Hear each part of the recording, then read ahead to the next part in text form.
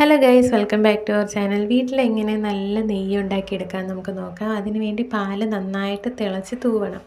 അതൊന്ന് നന്നായിട്ട് തണുക്കുമ്പോൾ ഫ്രിഡ്ജിലേക്ക് വെച്ച് പിറ്റേ ദിവസം എടുക്കുമ്പോൾ അതിൻ്റെ മേൽഭാഗത്ത് ബട്ടർ പോലെ നന്നായിട്ട് അതിൻ്റെ പാൽപ്പാട വന്നിരിക്കുന്നതായി നമുക്ക് കാണാം. അങ്ങനെയുള്ള പാൽപ്പാട കളക്ട് ചെയ്ത് വെച്ച് കുറച്ച് ദിവസം ആകുമ്പോൾ നമുക്കിതുപോലെ ടിന്നിൽ ഏകദേശം ആയി കിട്ടും. അങ്ങനെ കുറച്ചൊരു ക്വാണ്ടിറ്റി ആകുമ്പോൾ നമുക്കിതുപോലെ പാൽപ്പാടയെ പാത്രത്തിലേക്കിട്ട് നന്നായിട്ട് ഉരുക്കിയെടുക്കുക.